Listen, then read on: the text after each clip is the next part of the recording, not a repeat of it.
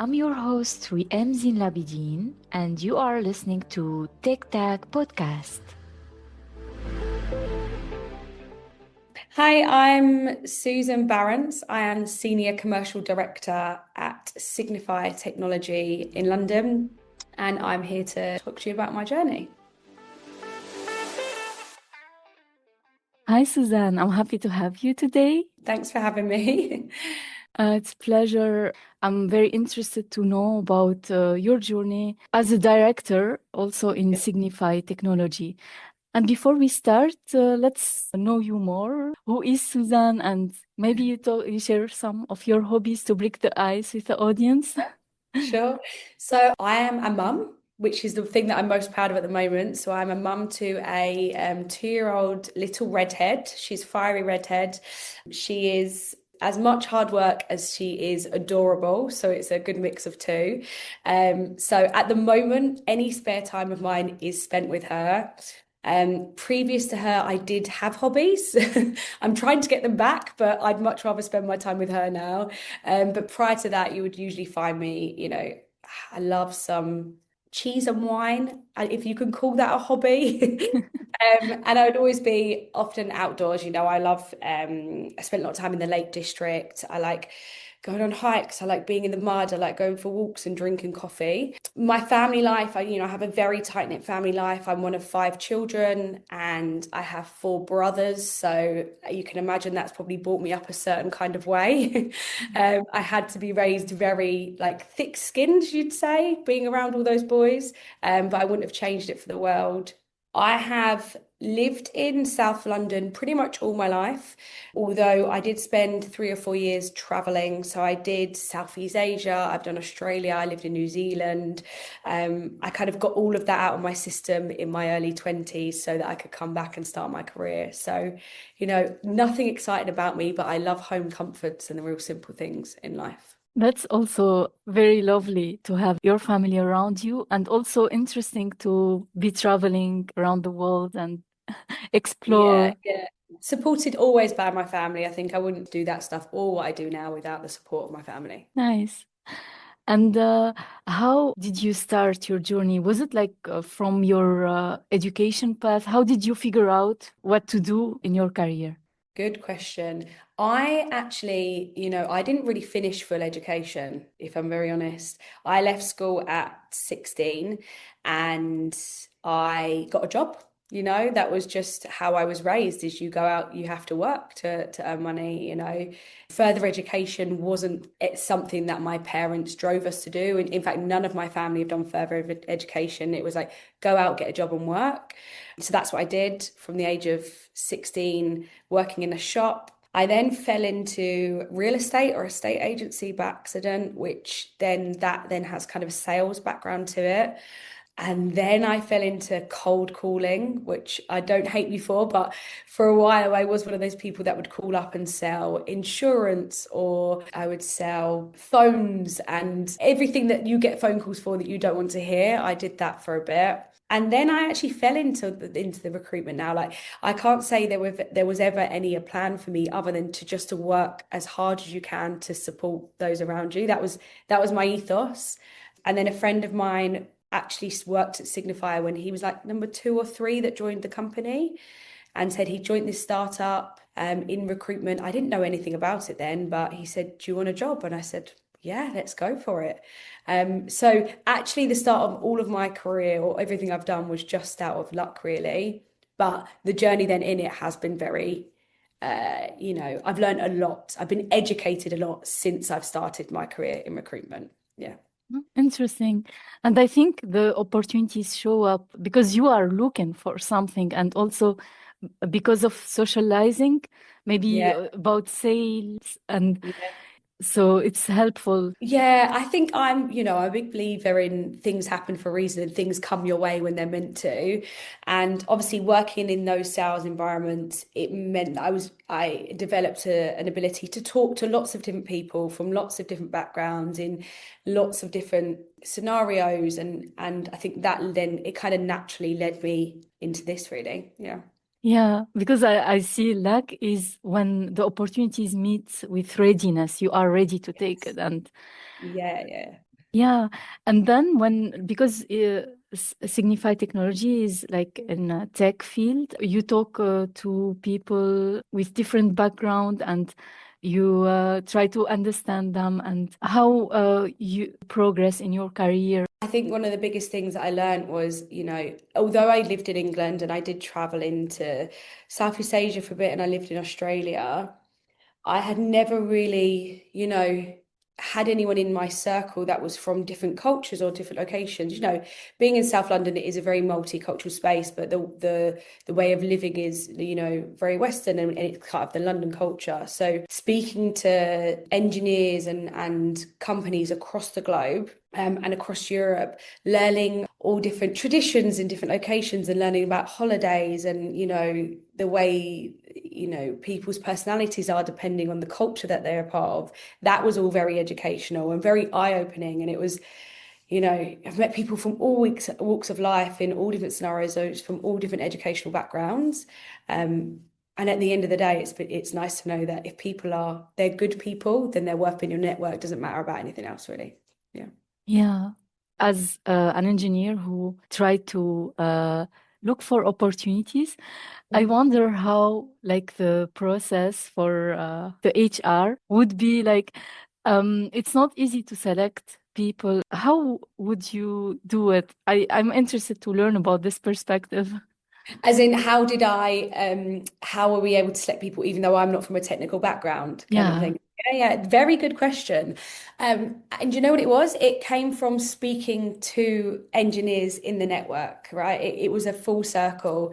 You have to become part of the community to have the community then be open to speaking to you. So the way Signify did it was very good. We wanted to sponsor as many events as we could so that we could then become a part of a community, because it was then the community that then educated me. So before I even began to really be able to identify who was going to be a right for a job, I spent many months just talking to engineers and being very candid and saying, like, I am not an engineer. I am not from a technical background. I haven't educated myself in that way.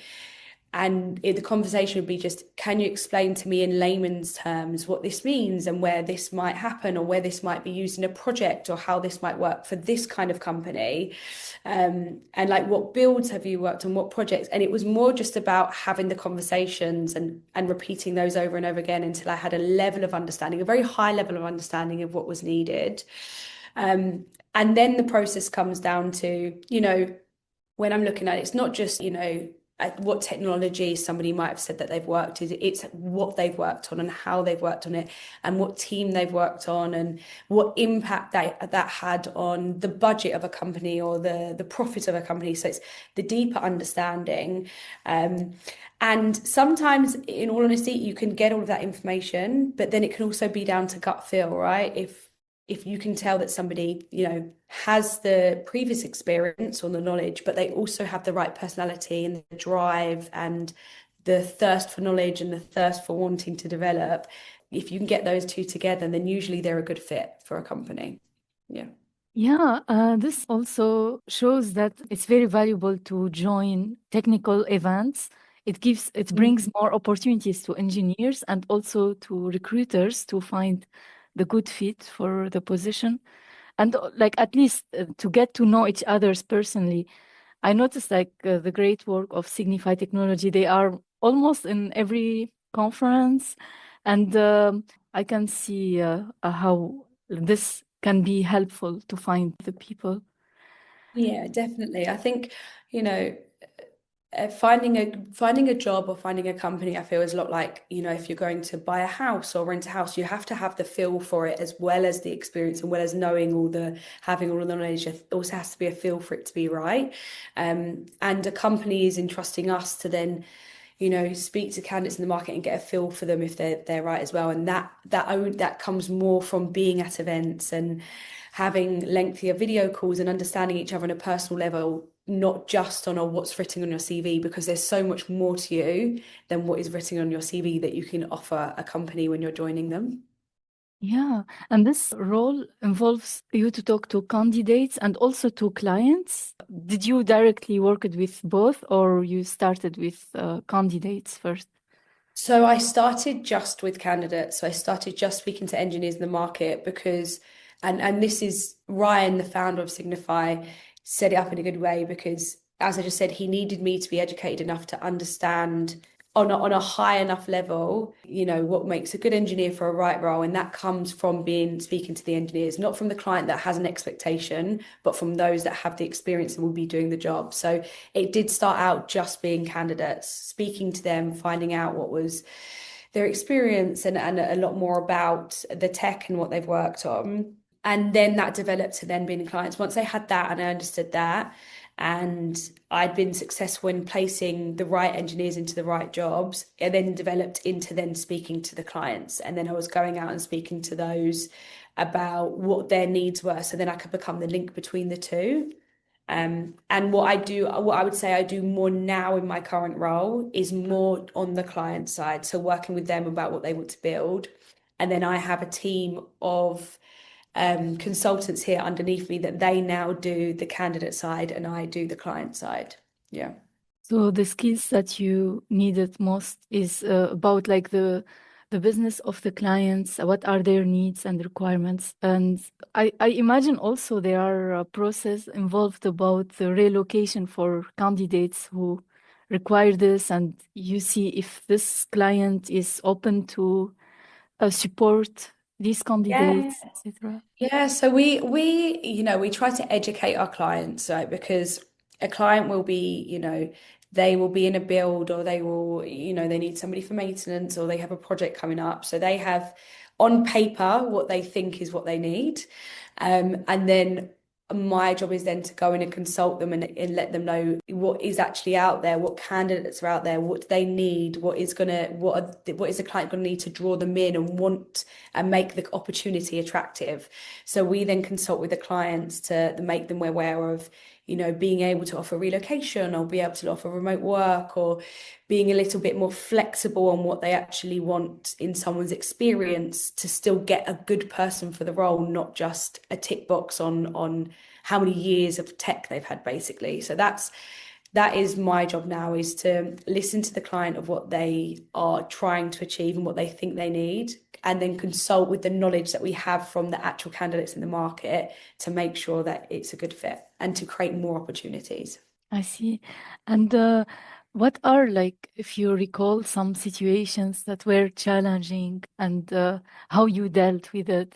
From a client side, if I'm looking at it from that side, is them not wanting to be flexible and almost looking for what we call a unicorn in the engineer. They need to have all of this experience and have this level of education and only want to work in the middle of nowhere for not the right level of compensation for what they're looking for.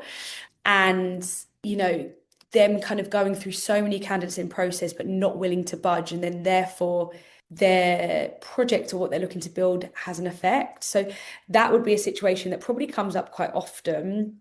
And do you know what? Sometimes you have to let them kind of stick to their guns for a little bit and then feel the pain of not being able to find the right person in order to get them to understand that they need to flex in their requirements.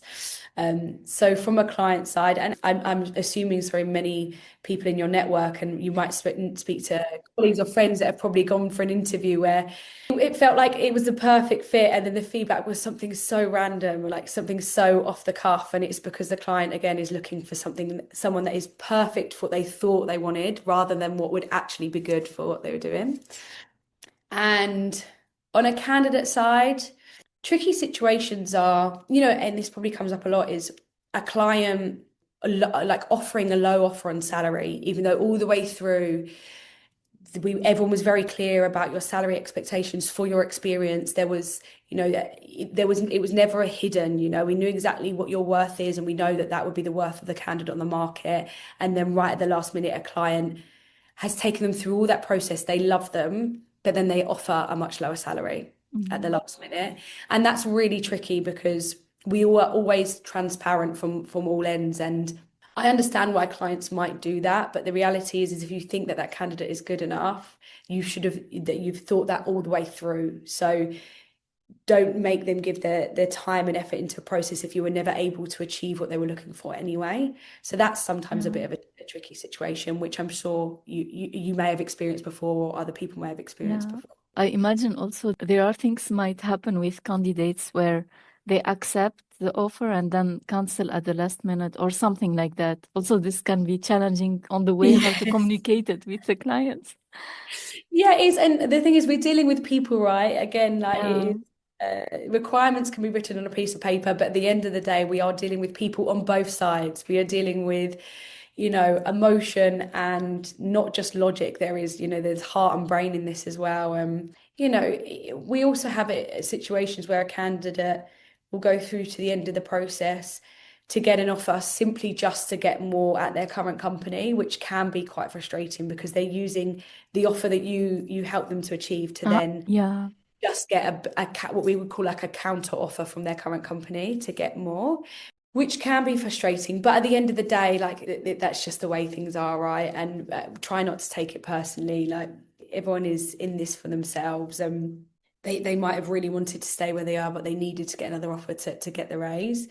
And also people change their mind. Like on a Friday, you could get an offer and think it's the best thing in the world, and then over the weekend, the brain starts ticking and everything falls into place, and it might not feel right. And then by the Monday, it's not the right option for you, and that is also okay.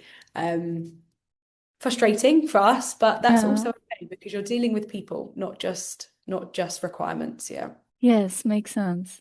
I noticed that most companies, or I think the majority of the companies, provide offers for senior. Yeah. And this makes it difficult for the beginners or the junior people to find their first job, especially. Are there like companies you are working with offer junior position, or how you deal with this to help juniors to find their first job? Yeah, it's very tough, and I think it will always be an ongoing issue. As you know, it's the chicken and the egg, right? Is that you have to get the experience to have the experience, but you can't get the experience without the experience, is Yeah. very much how it is, right? So, just a bit of advice is that I would, for junior engineers, is that much larger companies, so your 1,000 man plus, your enterprise companies, they are often more likely to have junior schemes or grad schemes, or be able to take on those with slightly less experience and bring them through the ranks. So it's not as always as easy to join a slightly smaller company where they might be more precious about the money that they're spending on the experience that they're getting. So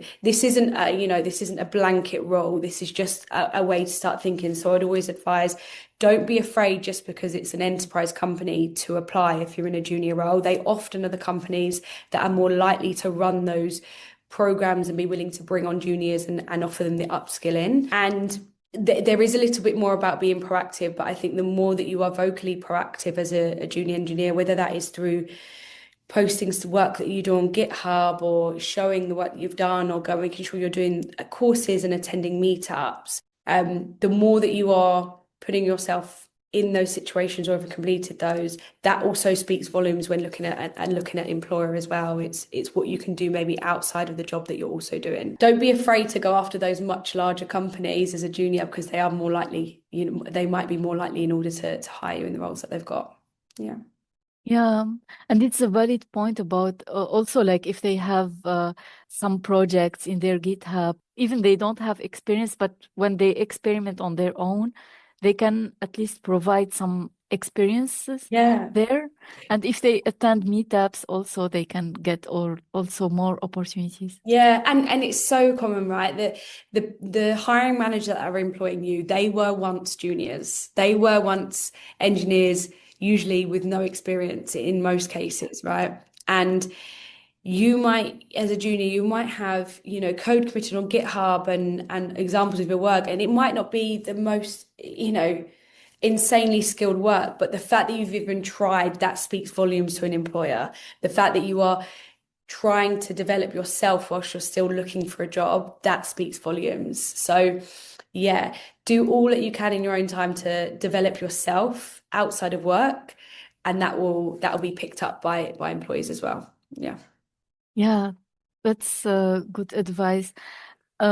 And did you notice some changes after AI get like is there like less demands or in We've the not seen business? less demand yet, not at the moment. There's obviously a higher demand for there's a much higher demand for AI developers and machine learning developers and um, anyone that might be thinking about what language to go in. Python is obviously very much back in the hotspot at the moment as a language.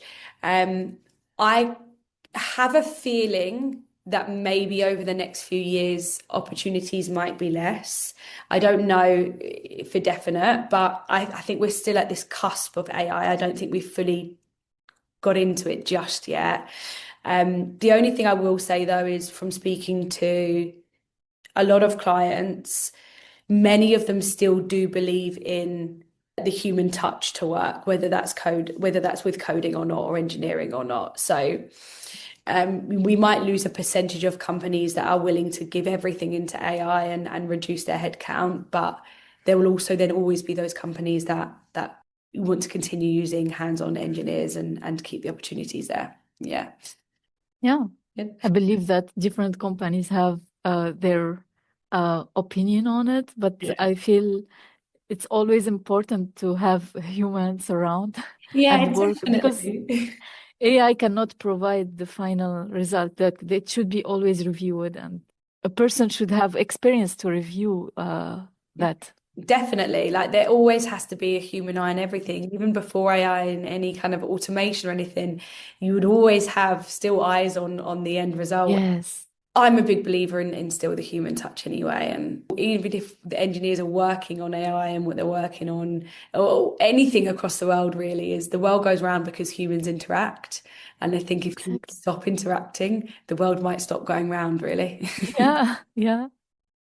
And Signify is working on like different communities. Is it only Scala or it expands its business? How like this is going? Yeah. So, as you know, we started out in Scala, right? Many moons ago. We just spoke about it back in 2018 in just Scala. But Scala as a language, again, will always have my heart. It's the first community I worked in. But as we grew as a business, we needed to grow into other technology. So Scala is our hearts and always will be our core community. But we cover everything to do in the functional programming space. We have a team here that are dedicated to front end and mobile developments. We have a team here that are dedicated to working in the data and AI community. And we now also have an arm that is working with what we call like executive search. So that is like your CTOs and your heads of engineerings and your software engineering managers. So that's slightly higher level of the candidates that are kind of running the project. So we have an arm that is there as well. But we've recently done like a JavaScript in the city, which is our meetup that used to be Scala in the city. So we've done a JavaScript in the city and we'll be soon doing a data in the city. So yeah, our communities are slightly more spread out now. Mhm. And are you always looking for engineers? Is there like, for example, product management offers and other offers? Yeah, so from time to time we do. We've always tried to stick just in engineering because in the recruitment industry, I'm a big believer in you become the best in what you do if you are niche in one area. So we have, like I said, we have a team that are dedicated to all of those technologies because my consultants here aren't technical minded, they aren't Mhm. coders themselves, they aren't engineers. For them to retain and understand the market enough that it's easier for them to stick with one thing. So while engineering is definitely the core of what we do, from time to time we might be working with a long-term client of ours that might want us to go and find product managers, which we will then do because the chances are with the network of engineers we've probably then got a network of product managers and product leaders in there as well. Yeah. So I wouldn't say it's as often, but we do sometimes get those opportunities. I see. And as a director, are you working also with the other recruiters and you do like some planning together, etc.? How is like the responsibilities? Yeah, so as I said before, I originally started just working with Scala developers and helping them find jobs. Over the last almost 10 years, I've worked my way up, and my job is now a senior commercial director. That basically means that I run our entire London office. Mhm. So, yes, I have a team of recruiters that do what I used to do, and they are the ones that are helping the engineers to find jobs. So, we have a team of about 15 here at the moment. I then oversee our marketing department and help that link to sales. So I work very closely with them to make sure we're doing podcasts and we are getting our social platforms are up and running and we're posting blogs. I also have to liaise with compliance and HR. So although my job started out just working with engineers, my job now entails me to run the entire London office. So I'm split between a bit of everything, but that has come because I started at Signify when it was a startup. So I know everything about this business and I know everything about recruitment. So it's been Mhm. a natural transition, you know. It's because I've grown with the company that I've been able to grow into this role, I think is the best way to describe that. Oh, cool. What is next? Like, I'm not sure. Sometimes, like, things are going spontaneously, like Yeah, with yeah, the flow, or do you yeah. have like a specific job dream that you want to achieve? That's a good question. So I think for the short term, as a company, we are we're slowly transitioning more into consultancy style work. Mhm. So I suppose my goal is to get the London office to maybe work on their first large consultancy project, so an actual build. At the moment, the majority of what we do is, you know, we work with engineers like yourself, and then we help them to find a job. What we want to do is actually take on a piece of work from a client and have engineers eventually work for Signify as employees and do that build. So I suppose a shorter term goal is potentially maybe going out and getting that first bit of work from a client. That means we can then build an internal team of engineers at Signify. That's a really good goal for me. And hopefully that will be a build done in Scala because that is, you know, that's our core. So right now it's very transactional. We'll find engineers and we'll work on projects. I'd love to go slightly higher up and then partner with tech companies and talk about long-term growth, like growth of an engineering team from now to 5 years' time. Yeah, that are great goals. Before we wrap up, what would be the advice that you would give to your younger self? Good question.